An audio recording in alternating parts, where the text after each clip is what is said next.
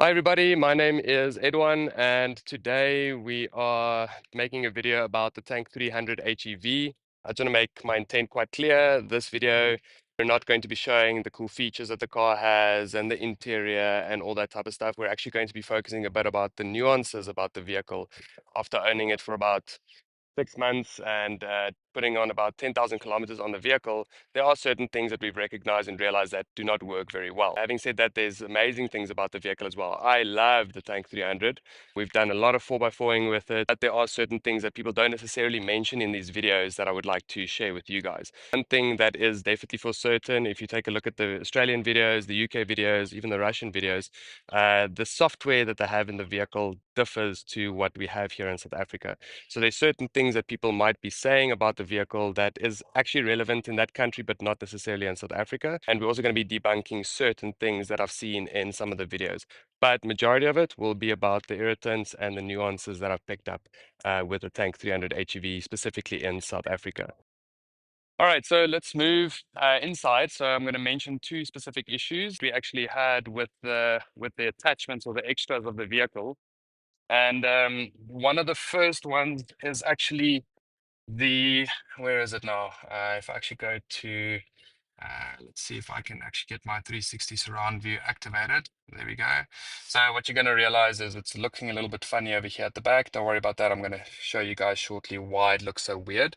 But obviously, as you know, that you can have this nice little view. You can look around everything. But take a look at when I actually turn. I think it is, which one is it? No, view assist. There we go.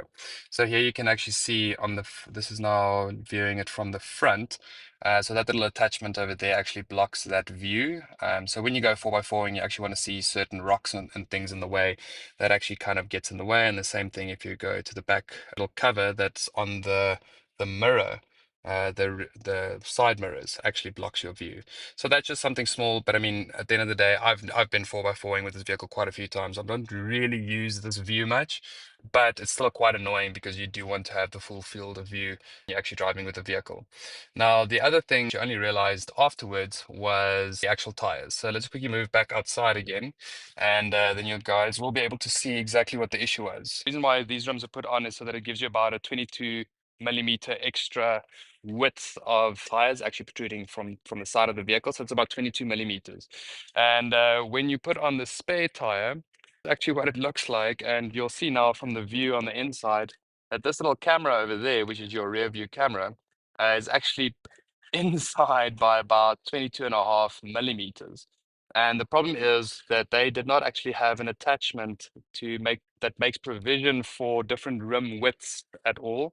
So that means that your camera is fixed in that position, which means that you're essentially going to I'm probably going to have to 3D print another model of like a bracket that holds this camera together so that you can actually shift the camera in and out. But take a look at what it actually does with your camera view at the back. If we go back in, let's take a look, not the rim view. Let's take, there we go. So now I'm actually looking through my rear view. Well, that's my rear view camera, but I'm looking through that little hole. And because it looks like this, that also causes this little funny area here at the back to also not look that great. So that is definitely two things that I recognize that are issues. It doesn't look like they really thought about the rear view camera being used correctly with different types of rims on it. Something else that I recognize that is actually quite annoying is, oh, well, something that's nice. Obviously, with this vehicle, you've got wireless CarPlay and it's wireless charger over here.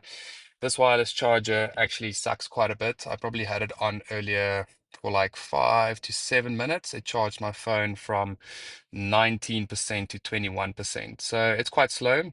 I've got the iPhone 14 Pro Max.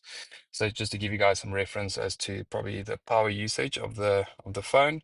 But that is not too impressive, but it's actually quite nice the fact that you actually do have it. When you have your Apple CarPlay connected or your Android Auto connected, as soon as you move through toll gates, any toll gate, then the Apple CarPlay disconnects automatically. It's likely due to the EMF interference of the toll gates. And that I actually found out when I was driving past a transformer station. And then also Apple CarPlay kicks out. That just kind of verified that it's likely to do with some EMF interference and it not being well shielded in that case. But as soon as you go through the toll gate, then it just connects again. Something else that I recognized, which is a little bit of an annoyance, is okay, this car really has really good sound. That I'm not going to lie, it's very crisp, it's very clear. You can even play it very loud. You can still hear people. Actually have a decent conversation, but really enjoy the music. I love sound, I love bass. But the other thing that is annoying is as soon as you get a little bit too high, then it actually automatically lowers the volume for you, even though the speakers do sound fine.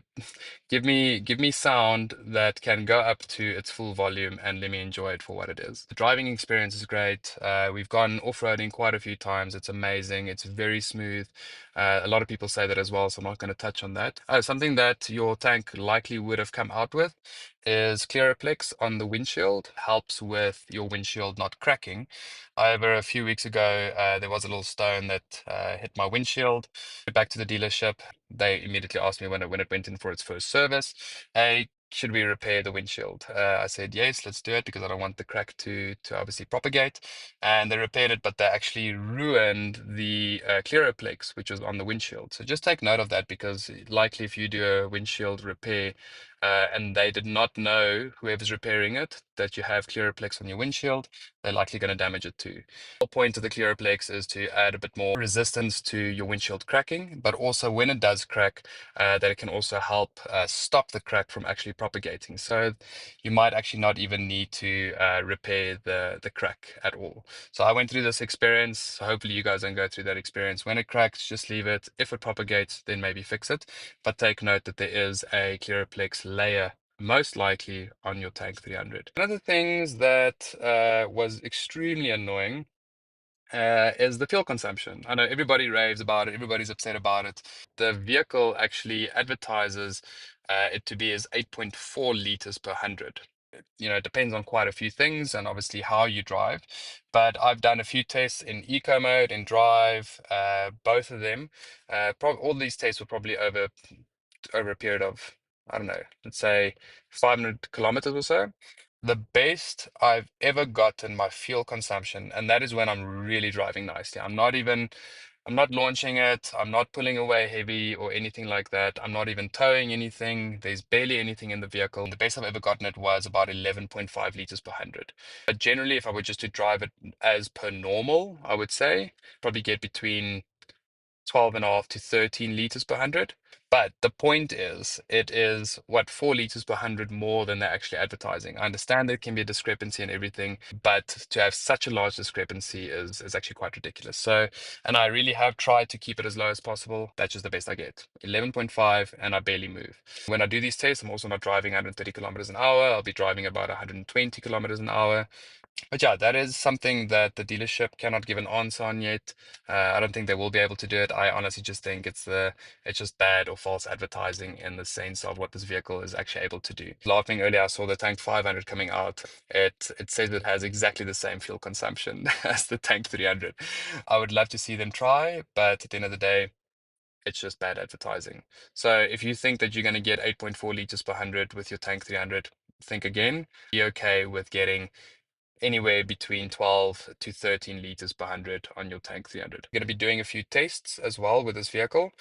And again, it's not the normal tests. It's things that I know that people were complaining about when I was watching all the Australian videos and the Russian videos and the English videos. And some of those are the speed, right? The 0 to 100 in the different modes. So we're going to be doing a lot of those tests.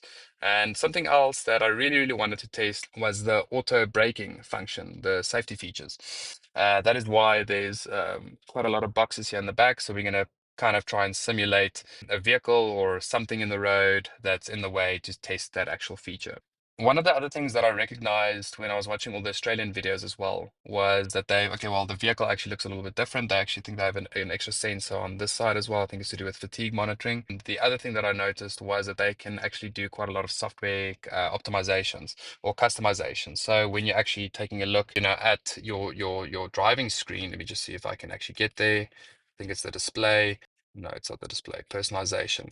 So here you can set your settings, with certain things that you are looking for. But what I really wanted to do was actually change how the display looks like on the driver's screen. What I noticed was that you actually can't customize it the way that they actually say that you can customize it, because they drag and dropped certain features and functions onto the screen. Essentially, they could create kind of anything that they wanted to actually see. With the software that we have here in South Africa, there's a difference. There's no customization that we can do. So if you're thinking about creating a very cool display for yourself, that's not going to happen. Something else I realized, which is it actually just happens every now and then, so it's not easily replicable. That is when I start the vehicle, I'm in park, and I just immediately want to go to reverse.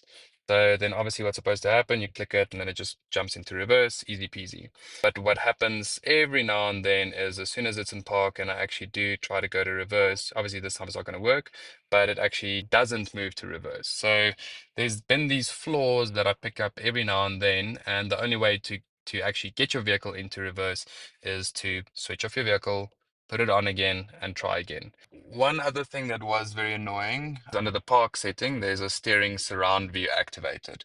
So what that basically means is when I'm driving, you'll see on the screen, and every time I turn my steering wheel, then this bloody screen keeps popping up showing me how I'm turning. Generally, when you're going and you're driving, slowly, maybe if you're 4x4ing or whatever, you might want to, miss a rock or whatever it might be, and you turn, you actually want it to show you the other side, not the side that you're actually turning towards. That's not helping because you kind of want to avoid the obstacle in front of you. So that is a very, very annoying setting. You can switch it off, thank goodness, in South Africa. Unfortunately, now I'm driving over 15 k's an hour, so let me just pull over. See, now I'm just like turning. I'm just even putting on my indicator and that comes on. Do you want to eliminate this annoying feature? So you somehow press this. Wait, maybe I need to be driving a little bit. Why is it not working? Let me try 5 k's an hour. Okay, let me drive a little bit. Oh my word, if this thing now for some reason does not want to go back. Oh my word. For making this video and I lose the function to switch it off. Oh, there we go. Somehow, I don't know. I didn't do anything, but now I can actually switch it off. Thank goodness.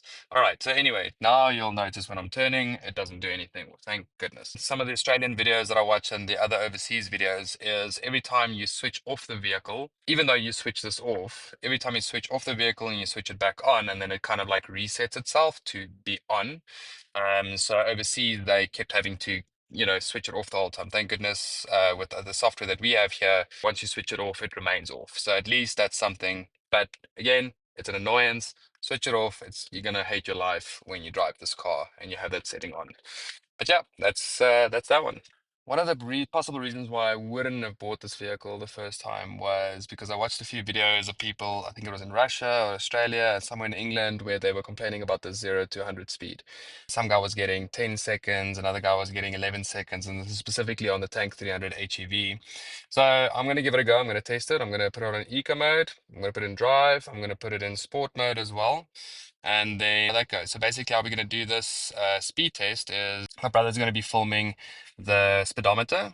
All right. I'm going to obviously launch it in all three settings. I'm going to put the traction control off. And then based on the seconds that we have from the video, we'll calculate the speed. That should be quite simple. So yeah, battery level currently is about at 3 bars. I'm going to try to do the test at 3 bars for all three settings. If you want it to just charge faster, just put it in sports mode and then it'll actually just charge a bit faster. All right, so I think we've got a good spot here. Let me just wait for this guy in front of me so that I don't do something reckless. And then we're going to give that a go. So I'm going to put it in eco mode. I'm going to put off traction control so that I can launch. And then, yeah, that's pretty much it. Awesome.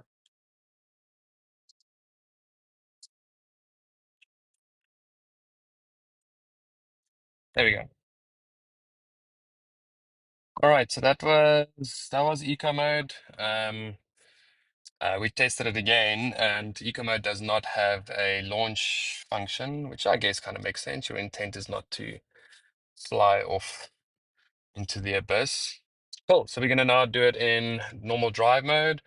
So let's just put this off. I'm going to put on the traction control, which is off, and we're going to go. Go.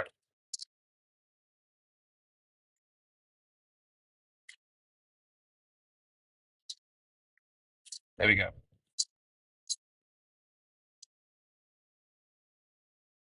What was that? How did that feel? I think it felt okay. Wasn't like spectacular. I'm guessing, I don't know, maybe 8 seconds, maybe eight. Not sure. But let's go back. I think the launch was going to make a difference. So let us see. I'm gonna keep it at the same battery level at about 2 bars. I know in some of the videos that I watched online, they ran out of battery. Now, obviously, that can happen if you just keep accelerating, quickly and rough and everything, and then it'll actually drain its battery, and then basically you're stuck with your normal 2-liter turbo engine without its battery back. But I've seen people have issues with their battery packs. I haven't seen any issues before. The point is, if you want to go really fast a lot, you need to give your vehicle or the battery bank time to recharge. Yeah, it's really quick off the start. It's nice to have the power ready whenever you want it ready, but you're not gonna have that power the whole time, obviously, because it's running off the battery. All right, so we are now in sport mode. I'm just waiting for these cars to pass before we are ready to kick it off. We're in exactly the same position.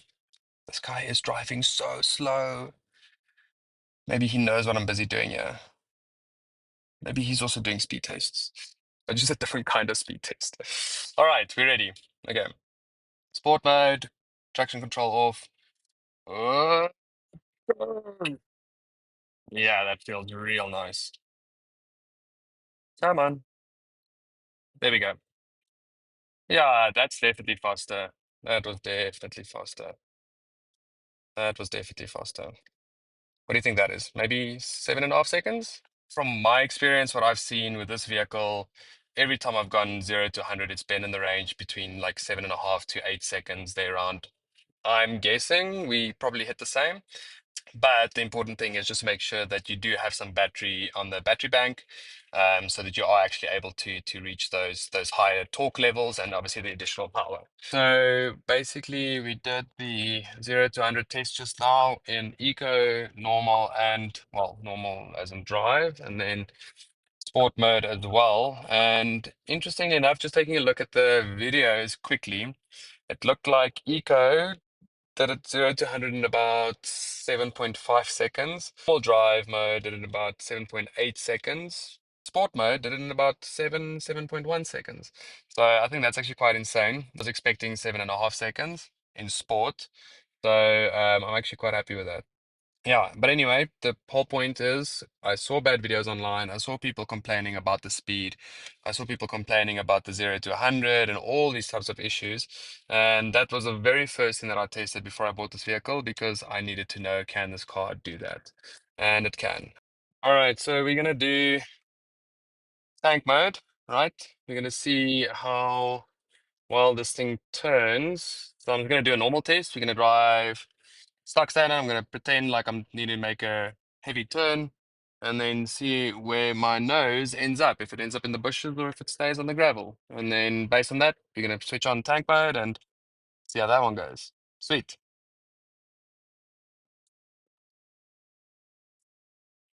All right. By that bush, I'm just going to start turning. And I'm going to probably start turning around here. Uh, Normal radius. I don't know. To be honest, that didn't seem too bad. All right. So that seemed okay. So tank mode, right? And I'm at a decent cruise setting. I'm going to slow it down a little bit, probably around maybe the speed over here. And let's try turn. Okay. Yeah. Come on. Come on. Don't let me touch the grass. Don't let me touch the grass. I wouldn't say that it halves my turning circle. I don't know. Makes a lot of noise. That's not half. No, but it's better. It looks cool, but it's not half. Tank mode, everybody. Tank mode. Unbelievable. Get in the car.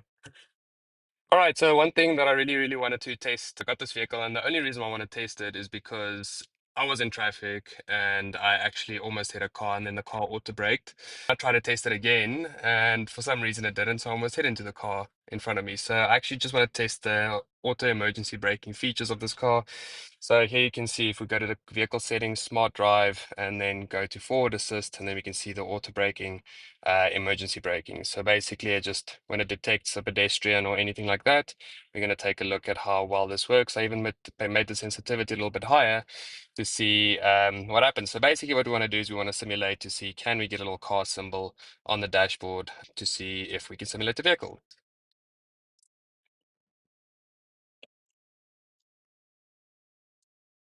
Set number one. All right. And then we'll even put the golf bags behind the boxes once I get to trust them.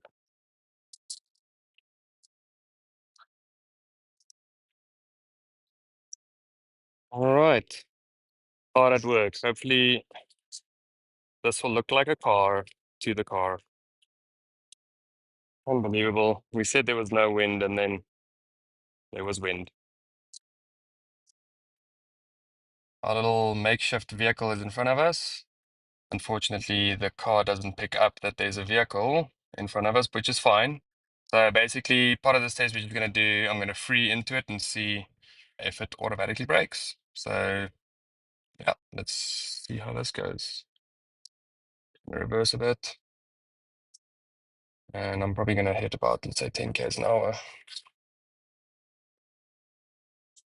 All right, that's 10 k's. Oh, wow, there we go. That surprised me. That's about, oh, fuck, 42 centimeters. All right, let's do a little faster.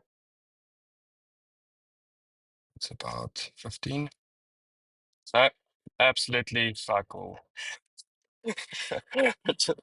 There's boxes everywhere. Where's the boxes? All right, so I guess somehow that didn't work.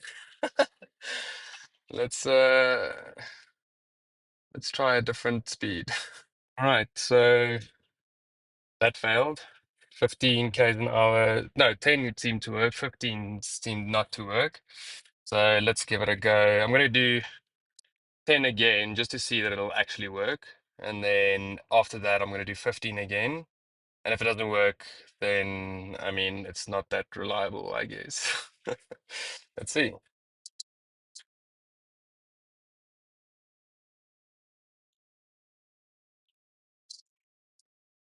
It just hits it.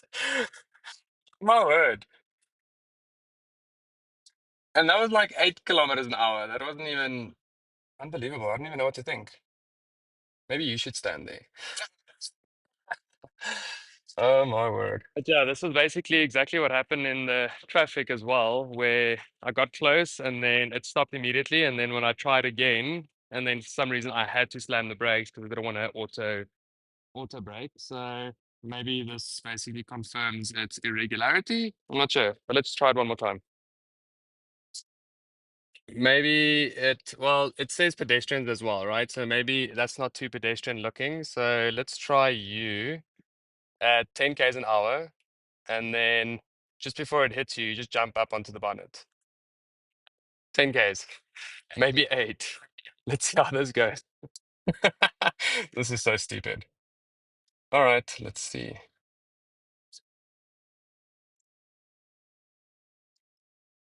Okay, that seems to work. All right, it picked up the pedestrian. So again? Oh, really? You want to try that again? Yeah. Okay. Okay, I'll go 15. All right, it looks like he's gaining some confidence. All right, let's do 15. Oh my gosh, if I kill my brother. No way, that did not even pick you up at all. That didn't do anything. It didn't even warn me or anything. All right, let me. I don't know, but what I did notice, the only thing I changed was I put my seatbelt on. I don't know. I don't know. It doesn't help you at all. All right, let's try that again. But you felt comfortable jumping out the way. All right, good. I also know because it doesn't scream at me. So I'm gonna. Let's do 10 again. All right, yeah. Mother, I am sorry. He's ready for it. He's ready. Yeah.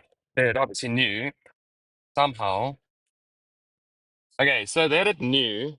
Okay, but okay, so I just left the the petrol, right, the accelerator. I'm gonna do that again. 15, I'm just gonna leave it and see what it does. So I think it comes down to how much control you have over the vehicle. Maybe I even put my foot slightly on the brake or something like that, or maybe slightly on the accelerator just before. So I'm not sure. Let's just try that again. So that seemed to work. What did you do? No, I just went up to about 12, 13, and then left the accelerator, and then it actually picked you up quite early, like a pedestrian pose.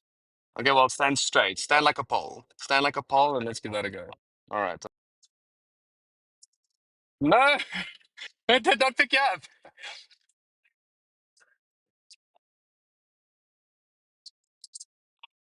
Okay, the plot thickens.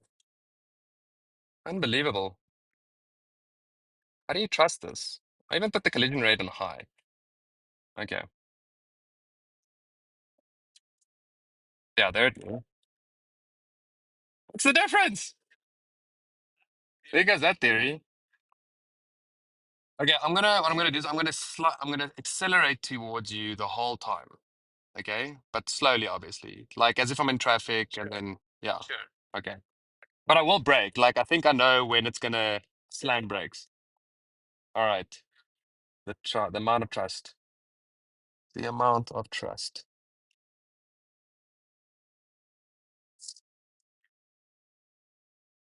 Nothing. Okay, so basically, the pedestrian might die. The cardboard boxes died. Just look at them. Number one. Uh, Okay, can we try me walking? you can. Okay. Okay, as if you're a normal pedestrian. Okay, you can do that. All right. All right, do a pedestrian walk. Your best pedestrian walk. Ooh, from the side. Let's see how this goes. Okay, let's go. Faster, faster, faster, faster. My word. All right, I think I know what happened. I think I know what happened, right? Try that again. Try that again. Try that again. Casual pedestrian walking. I've got my foot off the accelerator. Oh, oh my gosh. Nope. And my foot was legitimately off the accelerator. If you didn't yeet out the way, then I would have hit you. All right. Okay, how about running? I mean, yeah, let's try running. Let's just try one running because the Chinese are going to be like, no, but he did not run. So let's give that a go. I'm just freeing. Oh, cool. No, my word, that didn't work. But I feel like it's not something that you should trust, right? The car says that it has high front collision warning sensitivity is high. That is a lie, right? Standard lows refers to the system advancing and delaying in front of collision warning. Okay, that happens sometimes. And I told it to brake, right? And only sometimes it gave me the emergency braking warning. So I think that's our test for now, right? Yeah. The point is, as a pedestrian, you could have been that pedestrian, and I probably would have driven over your feet. But the point is, I think this also confirms kind of what I picked up in traffic because as soon as I felt, I'm like, oh, this is great. What a great emergency feature. And then I try to drive as close as possible to another car, which is probably the dumbest thing ever. And then it didn't brake. Then I had to apply the brakes. All right, so this is just for reference, you guys saw how it looked like from the outside. So what does it actually look like on the inside? Let's give it a go. All right. Yeah, stay like that. It's about 10 k's an hour. And obviously it stops. Okay, he wants me to go back even further. The man's ballsy. All right. Maybe you shouldn't look at the camera. Oh no. He's a pole now. He's a pole. That's about 13 kilometers an hour. No, I braked. Yeah, I braked. No, but it picked you up. Okay, well, let's give that a go again, because maybe, yeah, but I thought it was going to hit you. Oh my word. This is not how I want him to go down in history. Ah, even further back. Okay, okay, okay. I'm not touching it. No. No.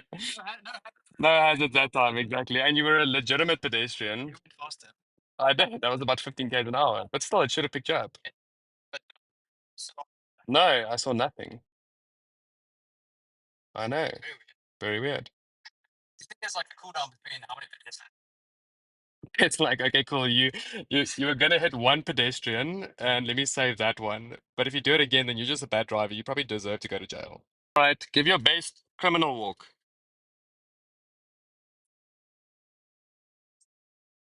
Ooh. Yeah, no. So even the car was warning me, and then but I would have hit you. If you're a lady with a baby and like a stroller, we're not gonna test every instance. That's the point, right? All right, so now we've gone through quite a few tests and everything with this vehicle. In summary, essentially what it comes down to is that the 0 to 100 is not an issue with this vehicle. There are obviously some nuances and everything that I've essentially showed you guys already. The nice thing with it is that with good software updates, these can all essentially be solved. So it's not like there's mechanical issues or anything like that that's wrong with the vehicle. Overall, it's a fantastic vehicle. I really enjoy it. I love going 4x4ing with it. It's a very, very smooth ride. So other than that, I love it. I still love it, but it was important just to showcase some of these little things that are essentially irritants, which can be solved by the manufacturer themselves. Yeah, I think one of the important things is noticing that when you have all the software as well in the vehicle, most people put off the safety features. Most people put off all the additional features of the vehicle just because it becomes annoying or it just doesn't operate or work in the way that you expect it to. So at the end of the day, you're ending up with a vehicle where most of the safety features and everything, or most of the functionality and features, you're going to be switching off anyway. And especially when we take a look at the crash test as an example, you can't put your trust and your faith in this type of software. At the end of the day, you're still in control.